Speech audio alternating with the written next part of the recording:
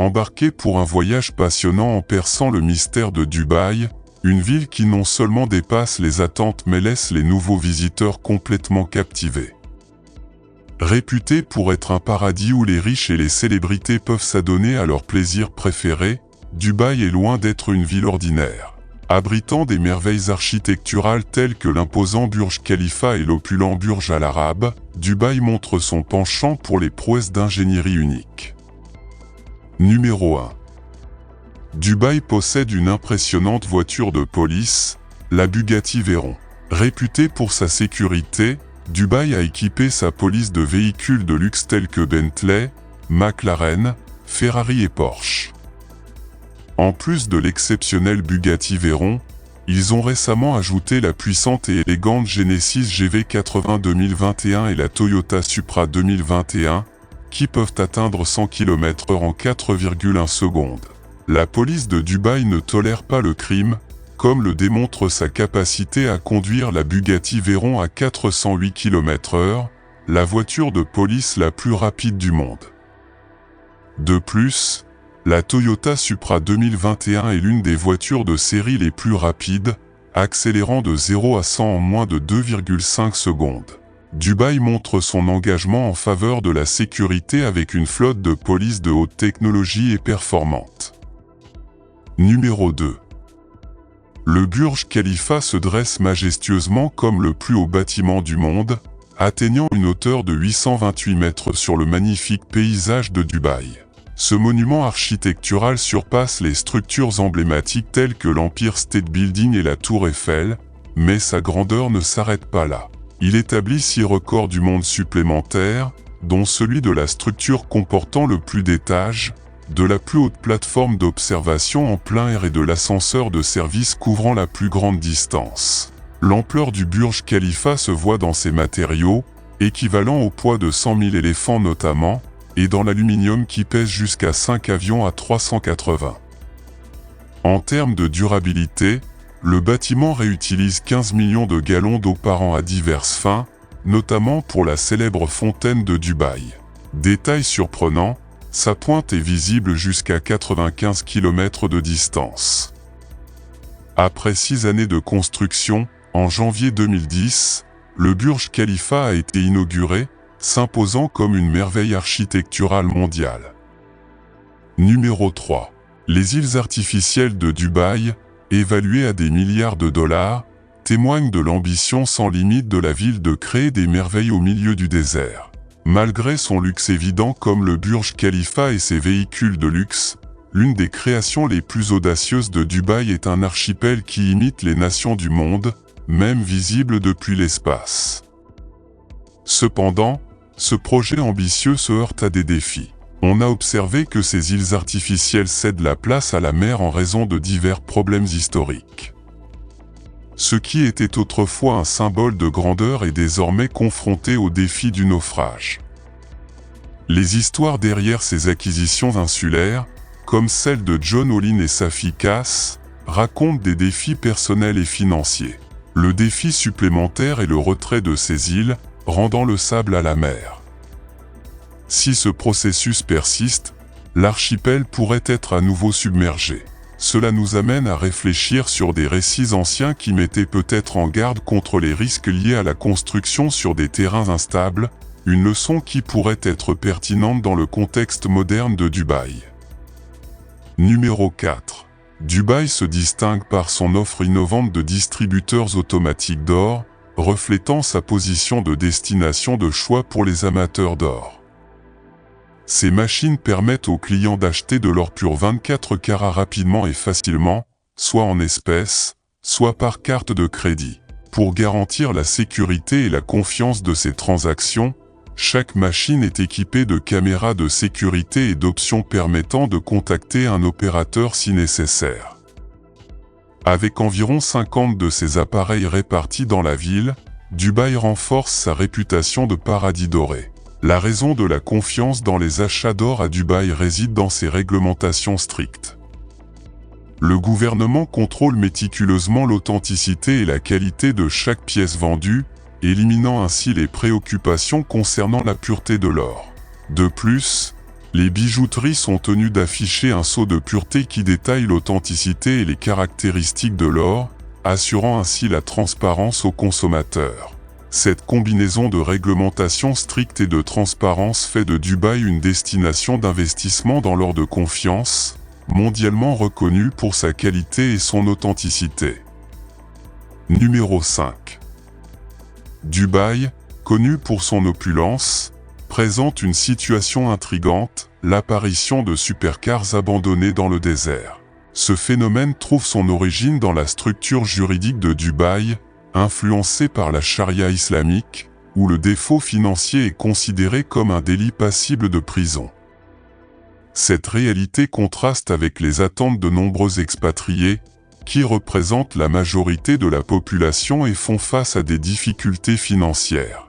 Certains, incapables de faire face à leurs obligations financières, décident de quitter le pays, laissant derrière eux non seulement des dettes, mais aussi des voitures de luxe achetées à crédit ou en leasing.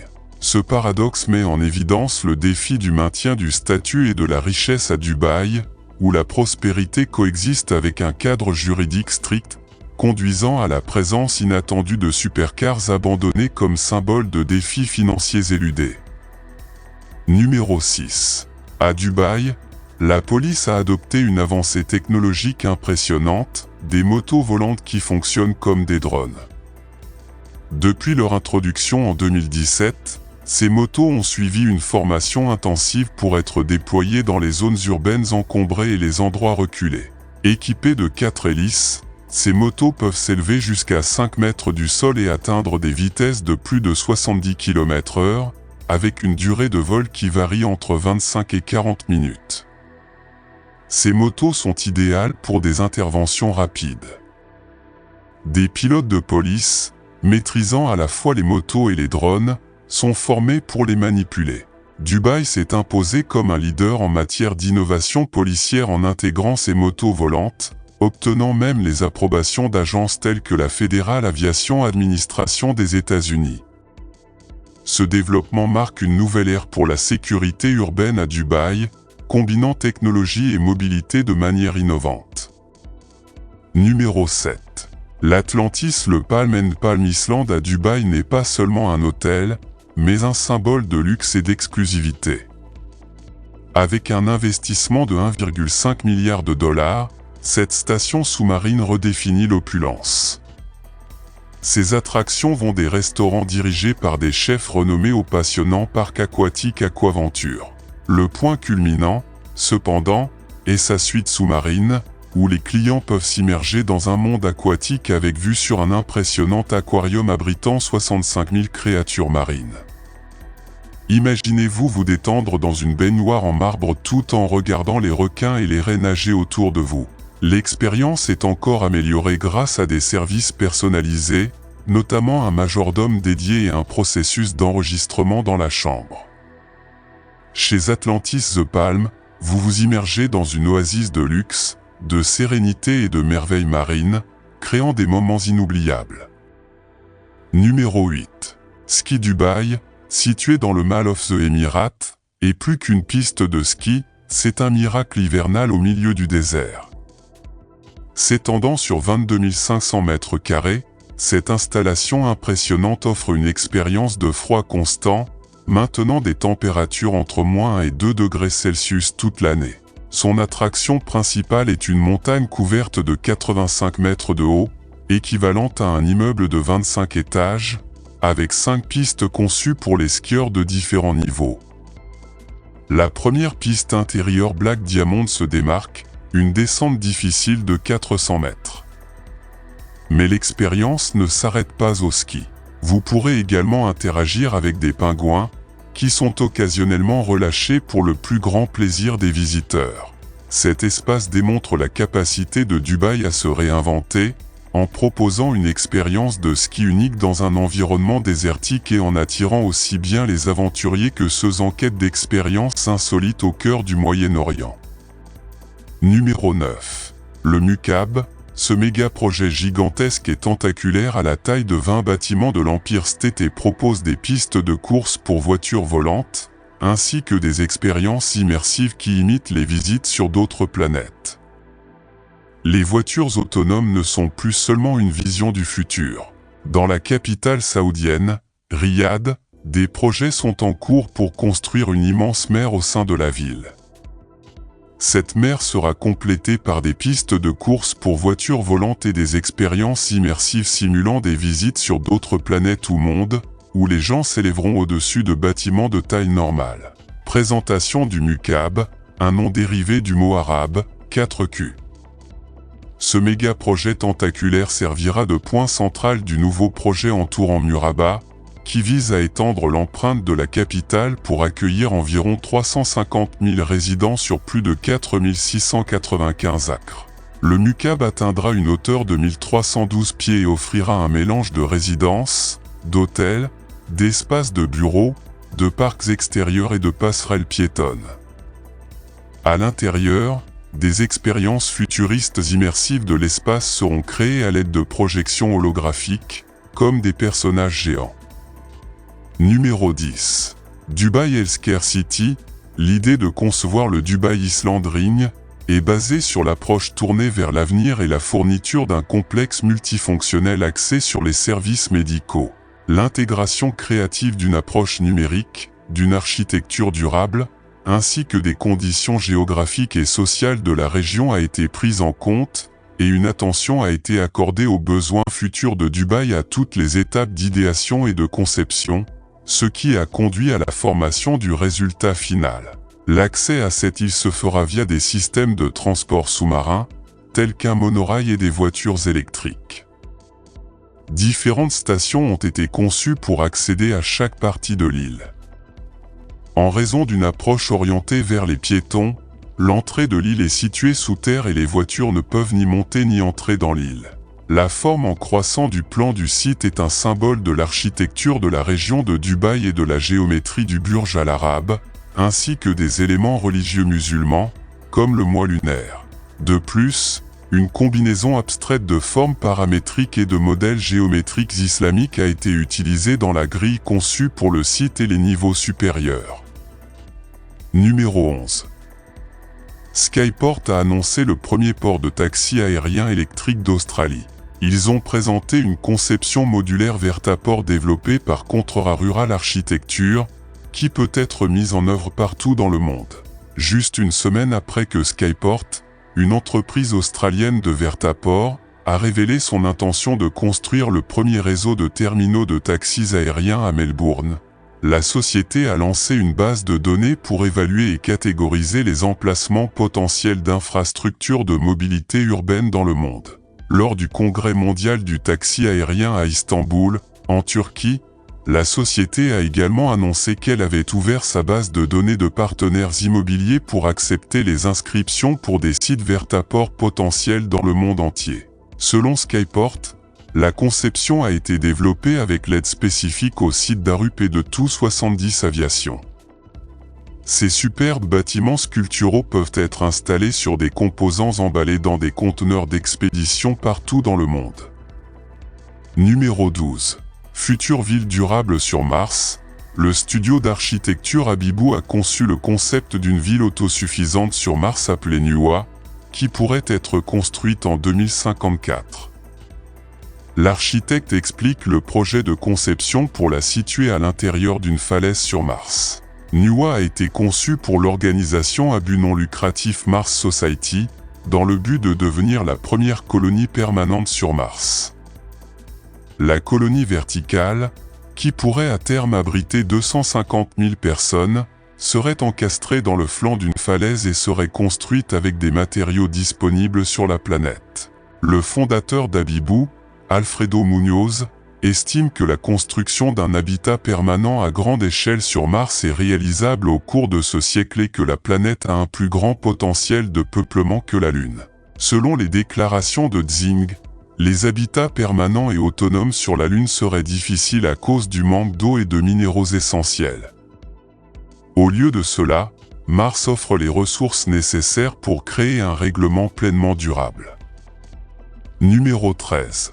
Metrotopia Metaverse Virtual. Le Metaverse a été lancé et prend d'assaut le monde, offrant de nouvelles opportunités d'exposition.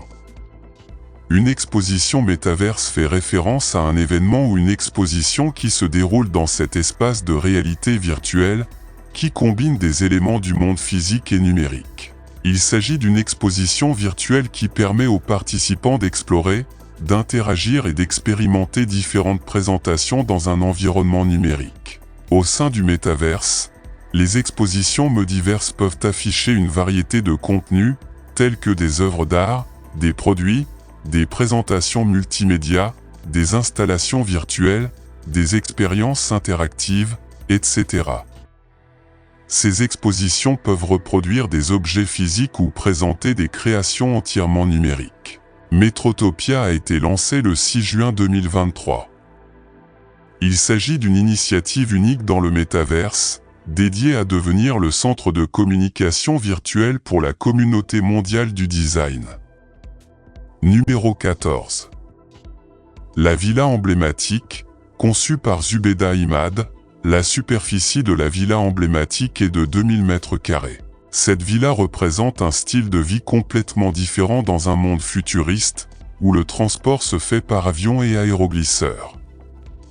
C'est la seule villa de ce type dans le monde futuriste. Il a été conçu en tenant compte des caractéristiques de l'époque et est accessible par avion ou aéroglisseur. Que nous réserve la vie dans le futur? La vie va changer radicalement.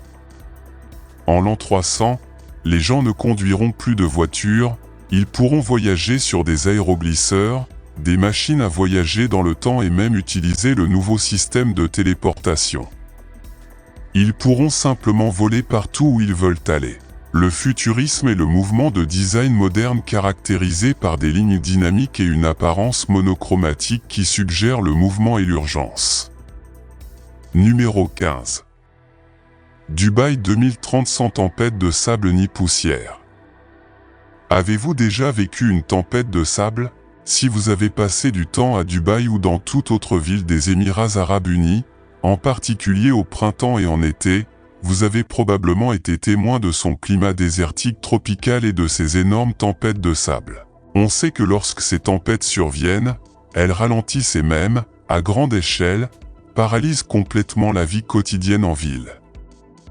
Par ailleurs, il est prouvé que les tempêtes de sable provoquent progressivement des problèmes respiratoires, polluent l'air et l'eau et finissent par détruire les habitats naturels. D'un autre côté, comme vous le savez probablement déjà, Dubaï aime et promeut les idées créatives et fonctionnelles, et la conception des gratte-ciel est l'un des types d'architecture les plus populaires de la ville. C'est pourquoi, au studio d'architecture Calbo, nous avons décidé d'étudier et de tirer parti de ce comportement naturel des terres désertiques à travers l'architecture. Nous nous sommes fixé le défi de proposer une solution adaptée aux tempêtes de sable à Dubaï en intégrant créativité et technologie. Numéro 16. Hôtel Varuna au Mexique. Dans la mythologie hindoue, Varuna est considéré comme le dieu de l'eau et de la pluie, dont la présence est essentielle au maintien de l'équilibre naturel de l'univers. Ce projet résidentiel et commercial à usage mixte, situé sur une propriété en bord de mer de 6,5 hectares à Tulum, cherche à manifester sa sagesse à travers une fusion harmonieuse entre nature et architecture. La végétation dense et luxuriante de la jungle s'intègre parfaitement aux bâtiments et aux espaces communs du complexe, devenant ainsi l'élément fondamental qui donne vie à ce projet. Les différentes maisons sont réparties de manière organique, comme si elles faisaient partie du paysage. De plus, il existe de grandes zones de service comprenant une salle de sport, une salle de yoga, un spa, un bar, un salon, un centre d'affaires et une salle de conférence. Ces espaces favorisent la réflexion, l'apprentissage et le bien-être spirituel. Numéro 17. Tout au long de l'histoire, des inventions telles que l'ampoule électrique et Internet ont révolutionné notre vie quotidienne. Cependant, derrière ces avancées célèbres se cachent des histoires moins connues, des technologies innovantes qui n'ont jamais eu la chance de briller. Un bon exemple en est Tom Ogle, un mécanicien autodidacte d'El Paso, au Texas, qui a fait la une des journaux dans les années 1970 avec une invention qui semblait trop belle pour être vraie. Sa création, le carburateur Ogle, promettait d'améliorer considérablement le rendement énergétique à une époque où la crise pétrolière mettait le monde en quête désespérée de solutions. Cet appareil innovant prétendait être capable de faire rouler une voiture sur plus de 100 miles avec un seul gallon d'essence, une affirmation qui a attiré l'attention et suscité des espoirs. L'approche d'Ogle concernant le carburateur conventionnel était tout simplement révolutionnaire. Contrairement au système traditionnel qui mélangeait l'air et le carburant avant la combustion, la conception d'Ogle a entièrement éliminé le carburateur et la pompe à carburant. Au lieu de cela, il a introduit une boîte noire qui vaporisait le carburant avant qu'il n'entre dans le moteur. Cette méthode permettait au carburant de brûler plus complètement, réduisant ainsi considérablement la quantité d'essence nécessaire au fonctionnement du moteur. Les implications de l'invention d'Ogle étaient stupéfiantes. Non seulement cela pourrait signifier d'énormes économies pour les consommateurs fatigués des prix élevés de l'essence, mais cela suggérerait également une possible diminution de la dépendance au pétrole et un pas en avant dans la réduction des émissions des véhicules. En 1977, Ogle a présenté sa Ford Galaxy 1970 modifiée qui démontrait cette remarquable efficacité énergétique. La frénésie médiatique qui a suivi l'a propulsé vers la gloire, il a obtenu des brevets et a suscité l'intérêt d'investisseurs et de grandes entreprises, tous intéressés par la transformation potentielle de la consommation de carburant que son invention pourrait apporter. Malgré un intérêt croissant, le monde automobile reste sceptique. Les experts se demandaient comment le carburateur d'Ogle pouvait atteindre une telle efficacité sans modification significative du moteur. Cependant, Ogle ne se décourage pas. Il croyait au potentiel de son invention et refusait les offres lucratives de vente de ses brevets, visant plutôt une mise en œuvre plus large. Cependant, le parcours prometteur de Tom Ogle s'est brusquement arrêté en 1981. À l'âge de 24 ans, Ogle est décédé dans des circonstances mystérieuses. Officiellement, sa mort a été attribuée à une surdose d'alcool et de médicaments sur ordonnance, mais ses amis et partisans soupçonnaient un acte criminel. Le moment et la nature de sa mort, compte tenu des énormes intérêts financiers en jeu, ont alimenté les théories du complot. Certains ont émis l'hypothèse que l'industrie pétrolière, considérant l'invention d'Ogle comme une menace directe pour ses profits, aurait pu contribuer à le faire taire. D'autres ont suggéré que les constructeurs automobiles étaient à l'origine de cette initiative, craignant l'impact que leur technologie pourrait avoir sur leurs modèles commerciaux existants. Après sa mort, le carburateur d'Ogle a rapidement disparu de la mémoire publique. Les brevets existent toujours, mais aucun constructeur automobile majeur n'a mis en œuvre la technologie dans des véhicules de production. Les raisons restent un sujet de débat. Alors que certains affirment que le carburateur n'a jamais fonctionné aussi bien qu'on le prétend, beaucoup pensent qu'il a été délibérément supprimé par de puissants intérêts déterminés à maintenir le statu quo. Numéro 18. Vitor Greven, un entomologiste russe autodidacte, a passé des années à étudier les insectes, convaincu qu'ils cachaient des capacités particulières comme l'antigravité. Dans les années 1980, alors qu'il explore la steppe sibérienne, il vit une expérience insolite. Alors qu'il se reposait sur le sol, il ressentit des maux de tête, des bourdonnements d'oreilles et un goût métallique dans la bouche. Il a découvert que sous lui se trouvait une ville souterraine d'abeilles, ce qui a suscité son intérêt pour la structure des nids d'abeilles et leurs possibles propriétés extraordinaires. Greven a commencé à expérimenter avec les nids d'abeilles et a remarqué qu'ils dégageaient une chaleur inhabituelle, quelque chose qui ne pouvait pas être détecté par les instruments scientifiques ordinaires. Il a émis l'hypothèse que les motifs géométriques des nids d'abeilles généraient un champ de force susceptible de modifier l'environnement de manière inattendue. En examinant les coquilles de chitine des insectes au microscope, il a découvert une structure extrêmement ordonnée qui semblait avoir des effets antigravitationnels. Dans une expérience, alors qu'il tentait d'aligner deux plaques de chitine, l'une d'elles a brièvement flotté dans l'air avant de se déposer, ce qui l'a amené à approfondir ses recherches sur le potentiel antigravitationnel de ces structures. Convaincu de ses découvertes, Greven a construit une plateforme équipée de milliers de coquilles d'insectes sur sa face inférieure, affirmant qu'elle pouvait voler à des vitesses allant jusqu'à 100 km/h et s'élever à 300 mètres au-dessus du sol.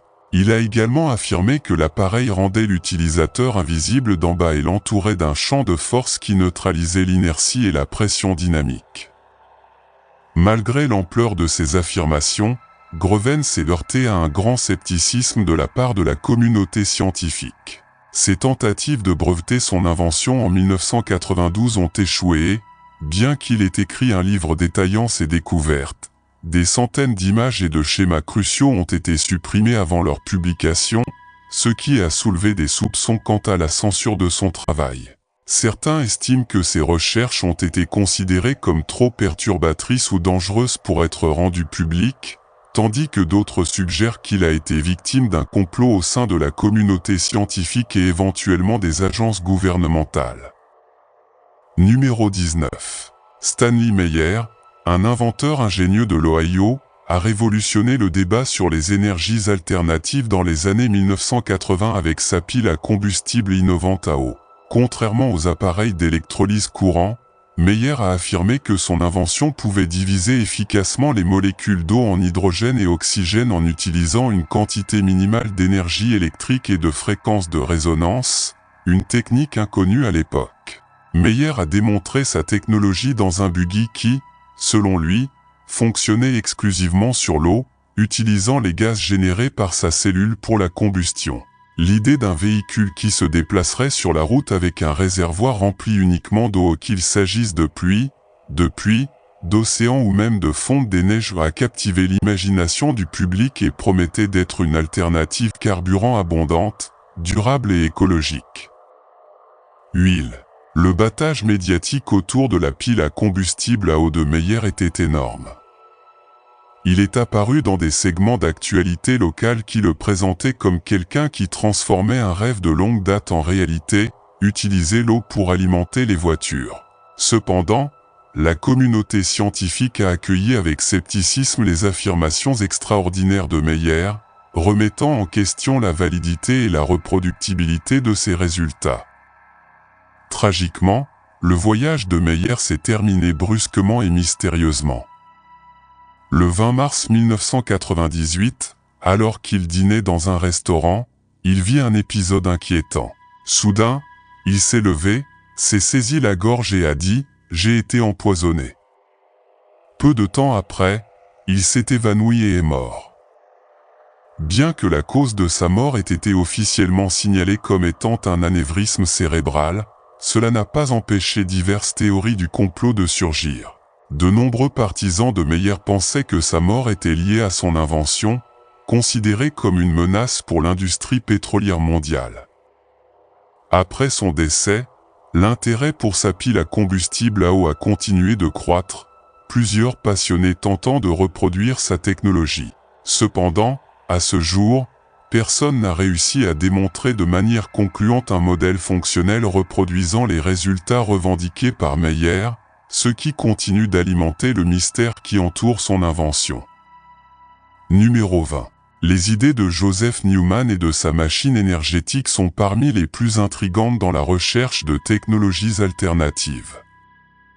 Newman, un inventeur de l'Alabama, a présenté son appareil en 1979, affirmant qu'il produisait plus d'énergie qu'il n'en consommait, défiant ainsi les lois traditionnelles de la physique. Selon lui, sa machine utilisait un principe similaire à E égale mc, suggérant que toute matière possède une énergie potentielle accessible.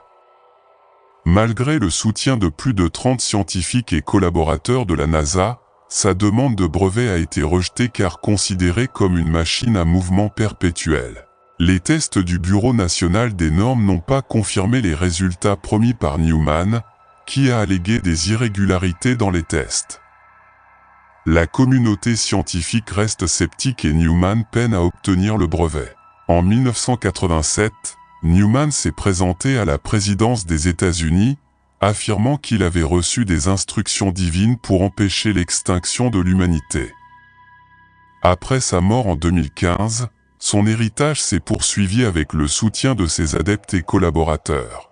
En 2017, Jeffrey Miller a présenté le moteur Newman lors d'une conférence, cherchant à valider ses affirmations et à motiver des recherches plus approfondies.